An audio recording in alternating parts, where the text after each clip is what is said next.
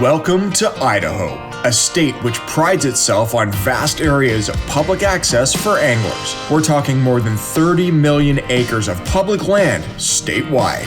In Yellowstone Teton Territory in eastern Idaho, fishing opportunities are as varied as the landscape surrounding. Sprawling foothills and spectacular mountain vistas, both dissected by crystal clear streams. These massive rivers to tiny creeks are teeming with trout, rainbow, brown, cutbow, and the state fish, the Yellowstone cutthroat. Coming up on this episode of The New Fly Fisher, we're in eastern Idaho on Highway 20 fishing up and down in search for brook trout, brown trout, and rainbow trout. Not to mention hybrids. This big fish adventure is coming up right now on The New Fly Fisher.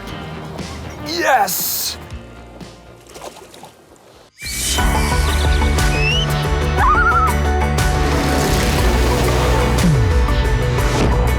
That is amazing. There's a take. Oh, nice. The power. All right.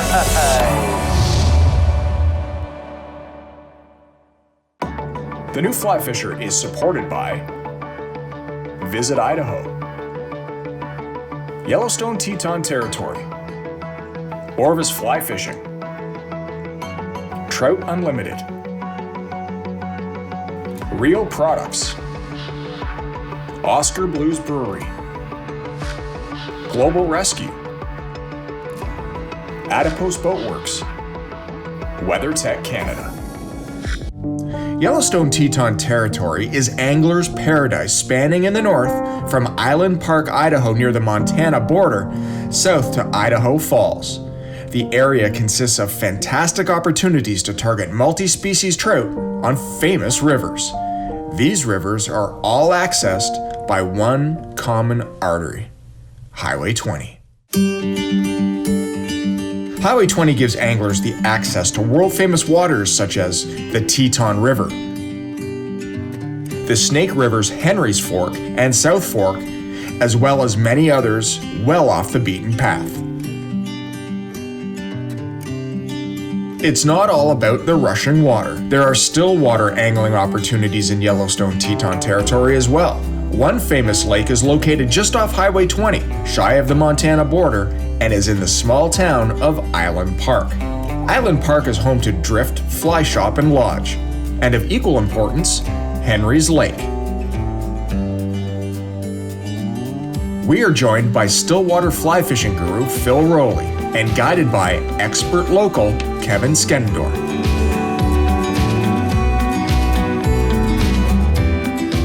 We're at Henry's Lake, one of the most famous stillwater fisheries in North America, and we're going to try and get you a grand slam. Yellowstone cutthroat, brook trout, and a hybrid. Awesome. Cutthroat rainbow cross. Okay. We're going to be in the shallows, stocking up for winter, which is just around the corner. So we're going to be targeting shallow weed beds, shallow humps, points of land, and especially creek mouths.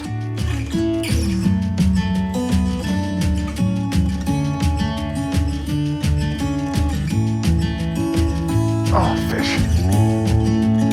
Man, they are fun to catch. And there are a few of them in here, aren't there?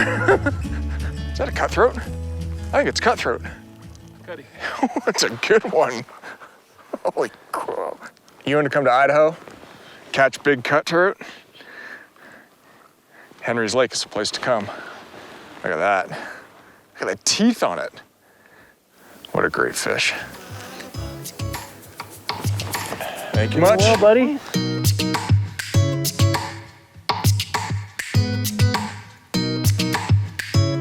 So as with all fly fishing, finding the fish is always the trick. In the fall months, you're going to be targeting shallow water, typically less than 10 feet, often less than 5 feet. You're going to be looking for weed beds because that's the supermarket where food lives. You're going to be looking for places that will provide fish oxygenated, cool oxygenated water. So on Henry's Lake, lots of springs, and we have creek mouths as well. And then you're going to be looking for moving fish. We call it the 2-fish rule. If you see a fish move more than once, twice, you get over there and toss a fly at it, because a moving fish is an active fish and can be coaxed to take the fly. So one of the things we figured here this afternoon is unlike this morning where the fish were in 6 feet of water, we've now started casting out into 8, 7, 8, 9 feet of water. And we figure that because the sun's out, another big cutthroat, since the sun's out and the chop comes and goes, that these fish have gone a little bit deeper. But the great thing is that we haven't moved our anchors all day. We've literally stayed in the same spot all day casting to these cruising fish. That's a good one. Whoa, I've got 3X tippet on. And though it's stout, I don't want to mess around. There we go. Ooh, pretty fish. How do you like that? Oh, that's a great fish.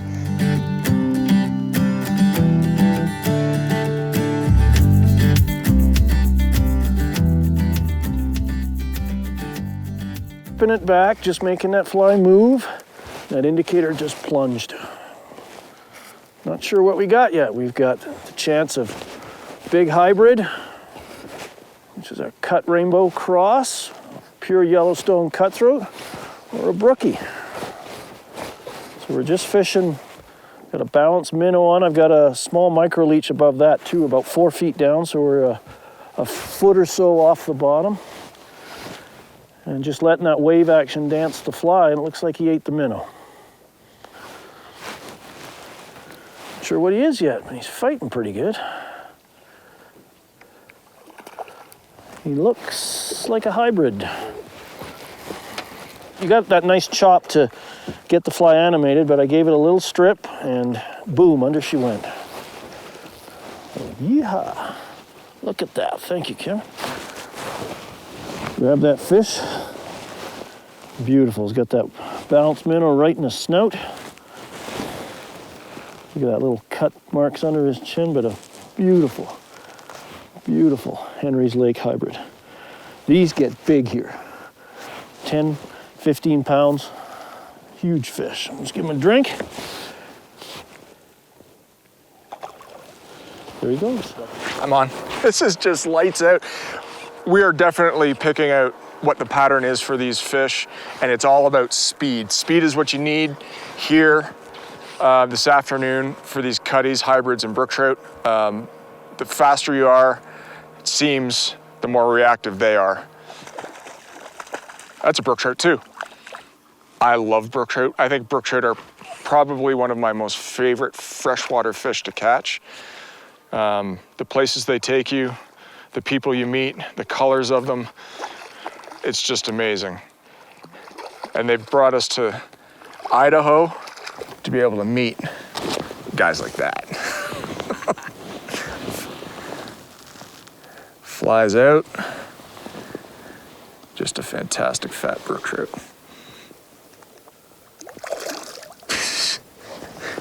Absolute textbook. Nice. Sweet fish.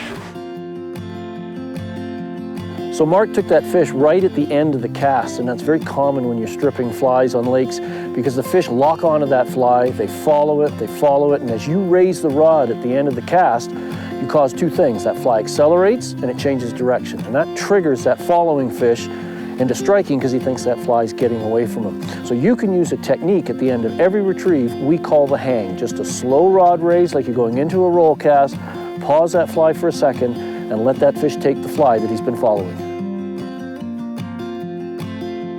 Go, fat little, looks like a hybrid. It's got that rainbow tinge to it. Ate the upper fly. Working two flies here on the type 3 line.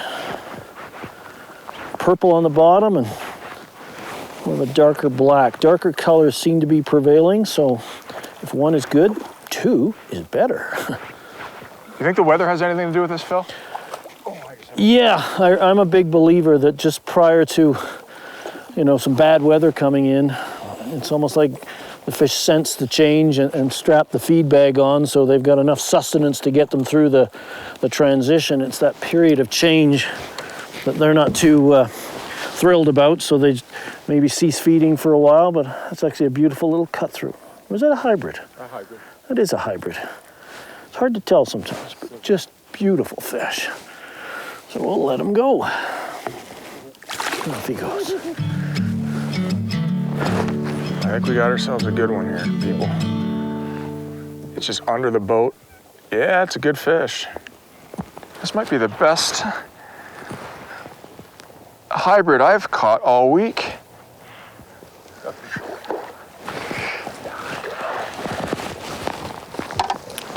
That's a cutthroat. That's a big cutthroat.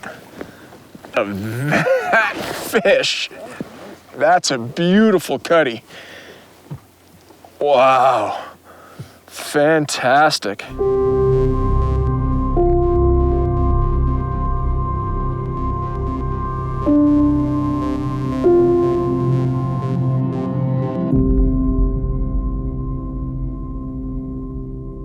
Whacked it pretty good.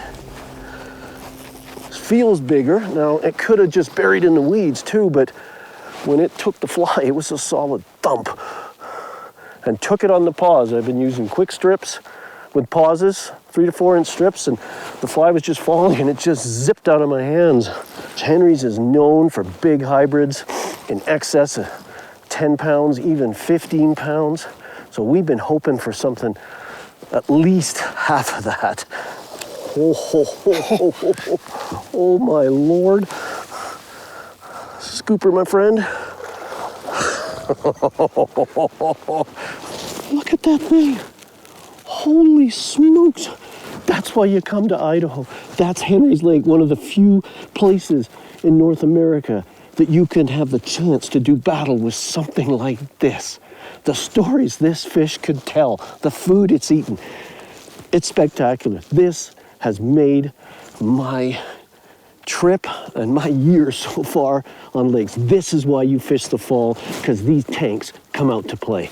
Let's put you back, girl.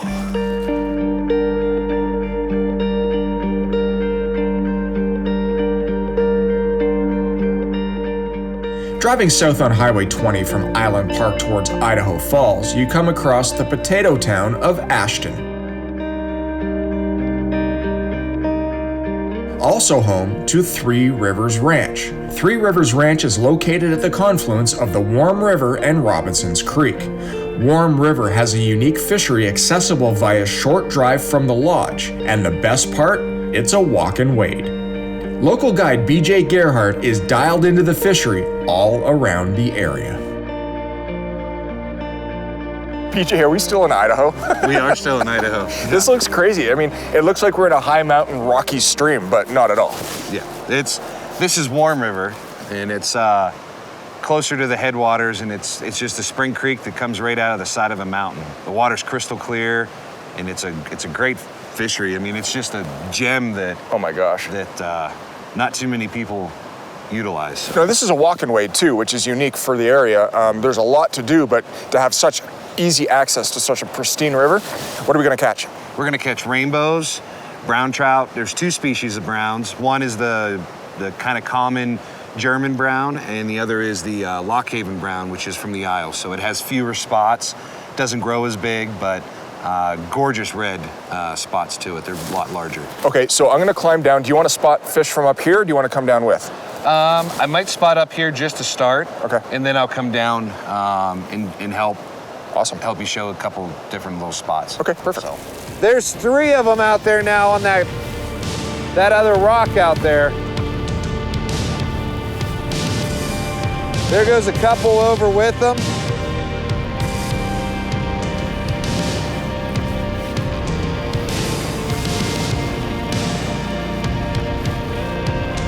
There's one right in front of this rock. This big dark one, yeah. Right on the push. He's nymphing left and right. Okay. Oh. There he is. Sweet. He slid over to get it. That was awesome. He slid all the way over and nymphed it. That is so much fun. Partnership, right? Yeah. You want me to come down or you got him? I got him. Okay. Thank you, though. Yeah. Idyllic, absolutely idyllic fly fishing. This is perfect. Such a unique perspective to have somebody spotting fish on top to let you catch little nuggets of gold just like this. Oh, the fly popped out.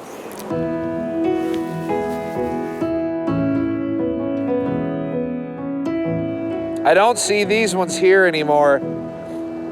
There's that one that's still on the push, and then there's two more that are out, kind of just out in the sand.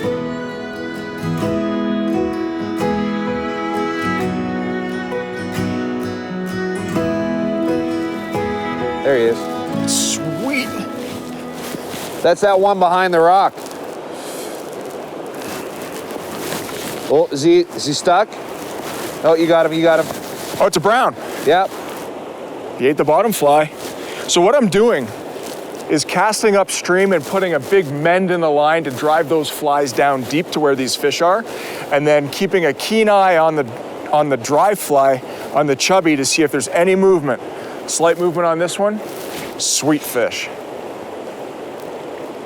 Rainbow? Yeah, it's a rainbow. Yeah. Dark. Pretty fish. What a fantastic fish that was. Fun, wow. That was fun. That was fun. Go in there, climb down, poke a couple fish, climb out, go eat, go to a new spot. That's it. Spot and fish for you. Yeah. We decide to pack it in and hit the trail, drift boat in tow, and fish Box Canyon of the famous Henry's Fork.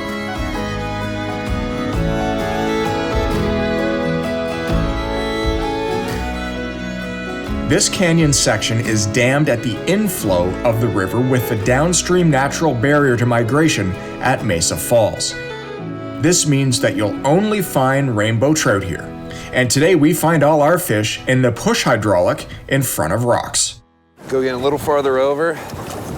See that shelf? Yeah. Sit. There he is. Good one.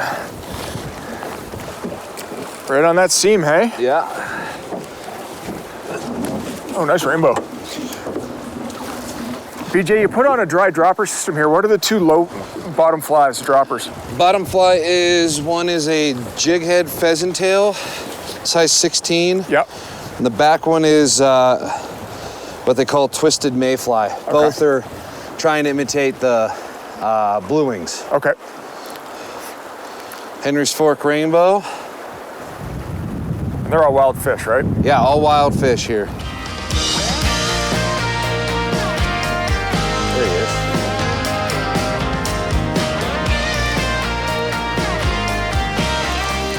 Now they're push fish, man. They're everywhere in here. This is amazing. So as you're floating down these rivers, keep one eye on your dry fly and another eye downriver, and get ready for your next cast to try to line it up so that it'll end up going through where a push is happening. And you get all kinds of fun little rainbows, but you might get a giant. Yeah, that bullet is amazing.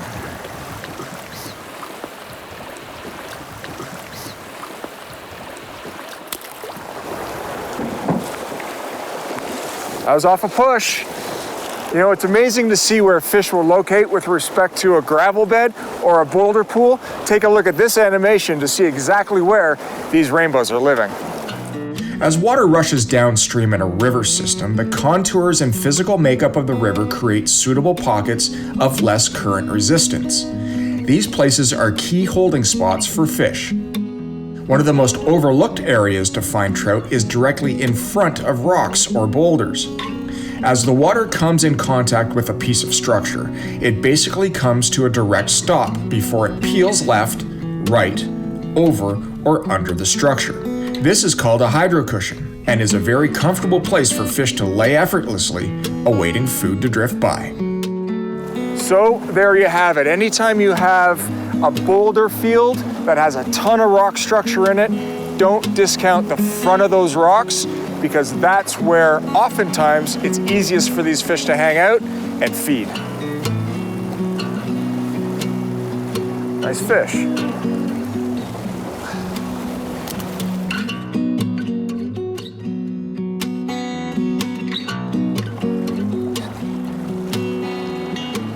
Sit. There you Good go. fish.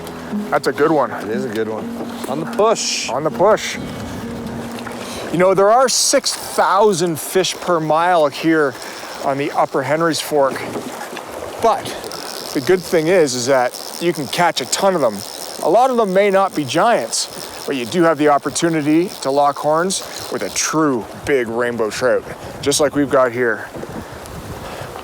He ate the bullet on the bottom. Yeah, Thanks good fish, man. Now, how does this rate for a Henry's Fork fish where we are? We are up here. That would be a large rainbow. Very good.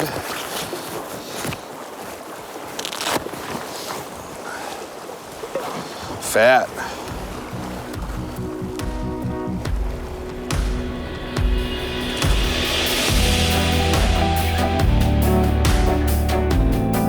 The next day, we decide to hit the lower fork of the Snake River. This is yet another one of the premier trout rivers in the world, cutting right through the state of Idaho and Yellowstone Teton Territory. We pull up to a side braid of the South Fork and see lots of activity. We rig up with a double dry, an attractor pattern October caddis, and a blue wing olive size 18. That one. Got one. As we were having lunch, there was a bunch of blue wing olives that went off. And we started seeing fish coming up. And BJ noticed a riser over here out of the boat over by these logs, and it wasn't too cast, and we managed to get ourselves a cutthroat. All right. That was fun. Good work. Good eyes, man. Thank you. Yeah. Look at that, right in the nose. Pops out. How do you like that on dry fly? That's fantastic. That's absolutely amazing. Thank you, sir. Yeah.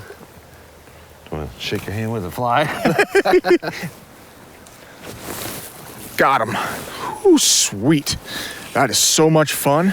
On these little dry flies. It's a number 18 blue wing olive.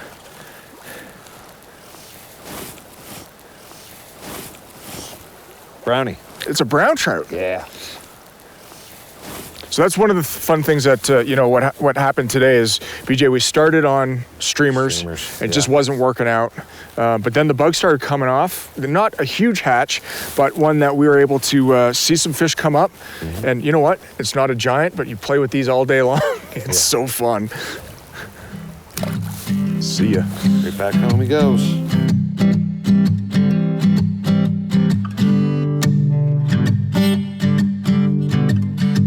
Though they're just eating the blue-winged olives right now, there is a really good chance that they will eat this October caddis.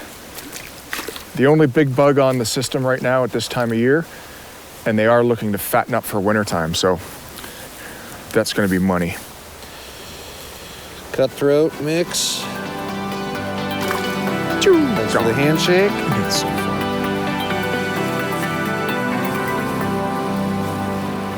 Leave it. Set. There he is. Nice. Oh, what fun. That's a good fish, too. Yeah. Looks very bow-like. It does. They're still feeding here, too. Yeah. They go right back to eating. Really, fish? Right to my feet. Likes the shadow. Oh, man, that's the best one today. Hybrid. Yeah. This morning, couldn't get the timing right. Takes a little practice. Once you get it down, the fishing's fantastic. Yeah. Good job. Thanks, man. It's funny, you see one little rise over there. BJ noticed it. 4 fish. Oh, that was not on the October caddis. That was not. That was on. Oh, that's a good fish. That is a good fish. That's a really good fish. Good fish, yeah. Gee. Knock me over. That was So this is 4X on here, right? Or is it down to 5? 5. I went back to 5. Yeah, my. What a fish. That's a purebred, too. All right, let's take a look at this guy. Hold him to that side. There's some better side. Look at that. About a 20-inch cutty. 20-inch cutthroat. How do you like that? You put your time in and you will be rewarded.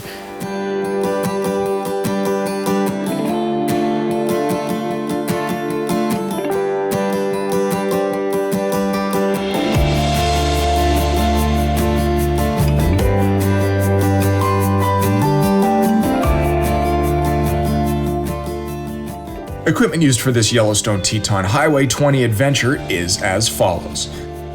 5 and 6 weight fast action fly rods help punch the wind when needed and strung with matching 5 and 6 weight forward floating lines for dries and dry droppers.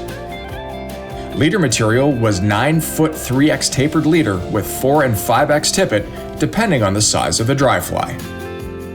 So we're on our final leg of our run and gun day here in eastern Idaho on Highway 20. We started out at Warm River, walk and wade, then we went up to the upper Henry's Fork.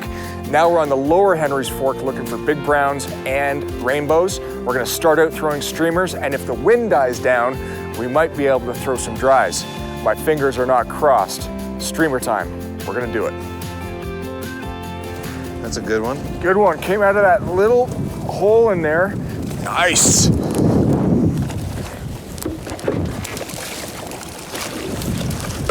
All right, look at the weather out here. Look at how snotty it is. It's blowing 40, it's cold, it's cloudy. Perfect brown trout weather.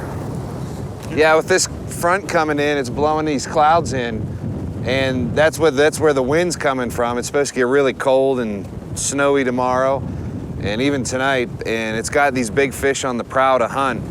That real bright sunny weather's, that we had earlier today is gone, so perfect time in the evening, that witching hour, and just cloud cover. Couldn't ask for better brown trout, streamer weather, so hopefully they just keep keeping it up.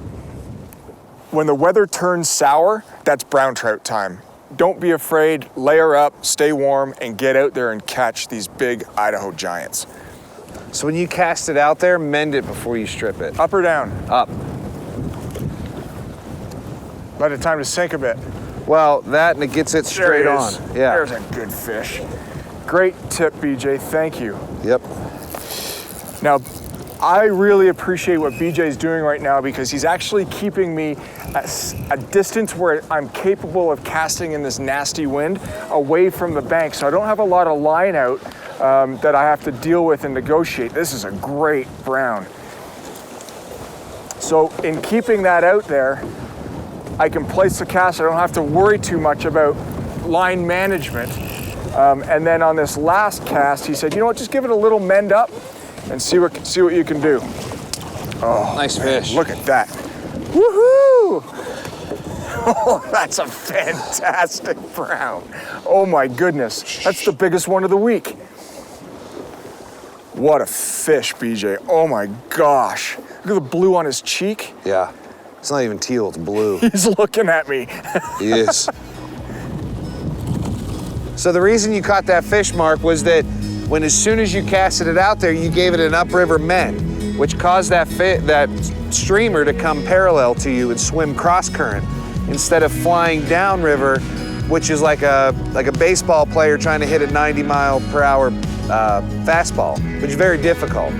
So instead of them coming and chasing it and waiting for that to finally swing, which then makes it vulnerable, prey, that's when they'll eat it. But if we're focusing on that water on the bank, we want that to not be coming down the bank and finishing here close to the boat. We would rather have it kind of come parallel or upriver so it kind of ticks and then straightens out as the current catches it. That's the prime time for them to eat it as prey. When it starts to swing downriver at the boat, that's fine because we're kind of over that anyways. Unless if we're gonna focus, if we want to focus water near the boat, then that's fine. But when we're getting that structure, big brushy bank stuff, we're trying to get them to come out and commit to it instead of chasing it. You get a lot of chases on downriver stuff, or swings and misses, flashes. So good work, good job. There he is. Nice. Oh, did you see that boil? Saw the boil and watched the eat. You ready? Take your time, take your time. These fish are tough fish. And that's 2X. I mean, I've had fish in here blow up 0. Yes! What a fish, fantastic. We saw the boil and then we saw the eat. Man, this is turning out to be an absolutely unbelievable evening here on the Henry's Fork. Look at that. Unbelievable.